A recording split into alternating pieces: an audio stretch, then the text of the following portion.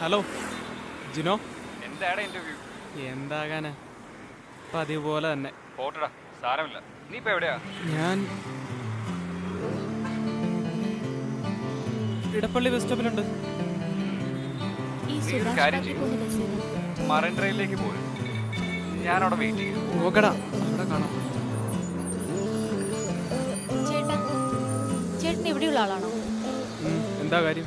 ഈ സുഭാഷ് പാർക്കിലേക്ക് ഏത് ബസ്സിലാ കയറേണ്ടതെന്ന് അറിയോ? സുഭാഷ് പാർക്കോ? ഞാനും അങ്ങോട്ടേക്കാ, ബസ് വരുമ്പോൾ പറയാം. ഓക്കെ ചേട്ടാ.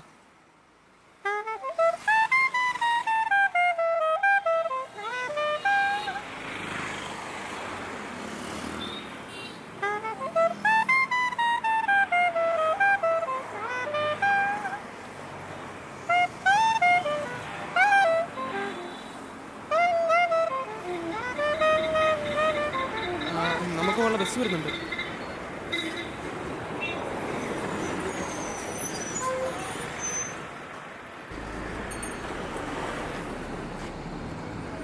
ചേട്ടാ, 2 സുഭാഷ് പാർക്ക്.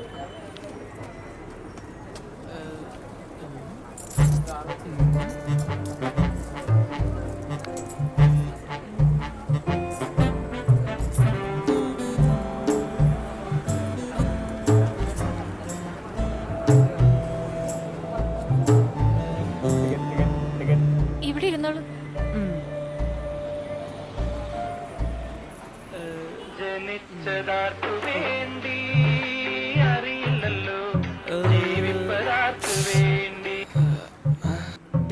ബസ് കിട്ടിയില്ല. നീ അവിടെ നിൽക്ക്, ബസ് കിട്ടിയാലൂടെ ഞാൻ എത്താം. ഓക്കെ.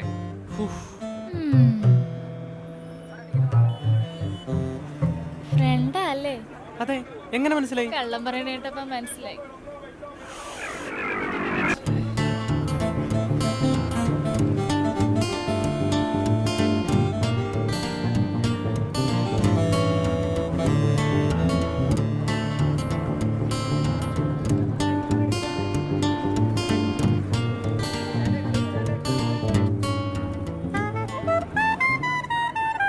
ഇനി ഇതാണോ? അതെ, ചേട്ടന്റെ പേരെന്താ? അതെ, എന്നെ ചേട്ടാന്ന് വിളിക്കണ്ട, എനിക്ക് അത്രത്തോളം പ്രായമൊന്നും ആയിട്ടില്ല. എന്നെ രാഹുൽ എന്ന് വിളിച്ചാൽ മതി. നീന. ആ, നീന.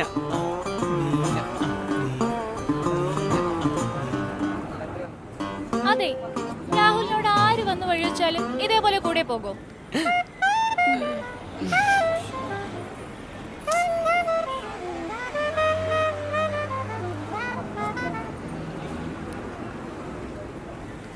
സുഭാഷ് പാർക്ക് ഉണ്ടോ? സുഭാഷ് പാർക്ക്.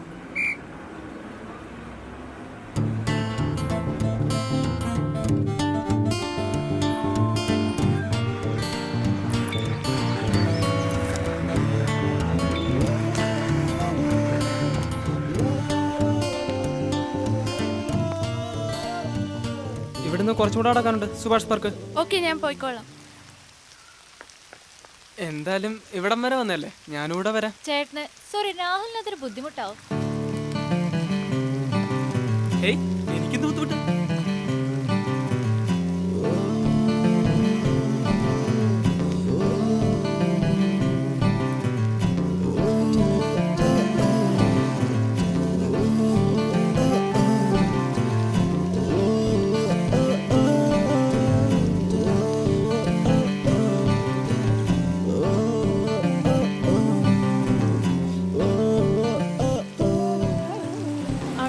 എന്തിനാ സുഭാഷ് പാർക്കിലേക്ക് പോകുന്നത്?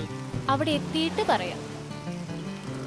ഓ, അകത്ത് കയറിയിരുന്ന് സംസാരിക്കാനായിരിക്കും കൊച്ചു കള്ളി. അതെ, സുഭാഷ് പാർക്കിനകത്ത് ആണെങ്കിൽ എൻട്രി ഫീ ഉണ്ട്. അതിന്റെ ആവശ്യമില്ല. പിന്നെന്താണാവോ?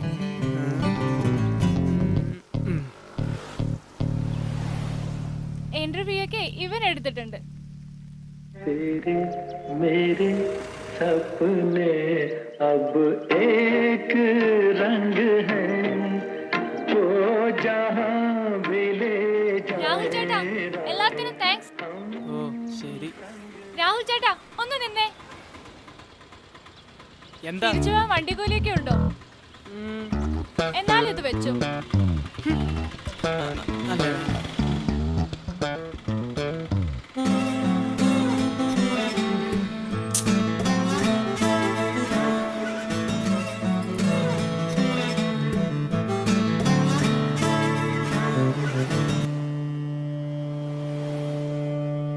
മോന്റെ ജീവിതത്തിലേക്ക് ഒരു പെൺകുട്ടി കടന്നു വരാൻ പോകുന്നു. അപ്രതീക്ഷിതായിട്ടായിരിക്കും പെൺകുട്ടിയെ കണ്ടുമുട്ടുന്നത്. ജനിച്ചതാർക്കു വേണ്ടി അറിയില്ലല്ലോ ജീവിപ്പതാർക്കു വേണ്ടി. ജിനോ ബസ്സിലടാ, ഇപ്പൊ എത്തും. അപ്രതീക്ഷിതമായി കണ്ട് മുട്ടുകയും ചെയ്തു, അപ്രതീക്ഷിതമായി ഒരു മുട്ടം പണി കിട്ടുകയും ചെയ്തു. കൈനോട്ടക്കാരി പുല്ല്. മോനെ ഇടപ്പള്ളിയിലോട്ട് പോവാൻ എനിക്കൊന്നും അറിയില്ല.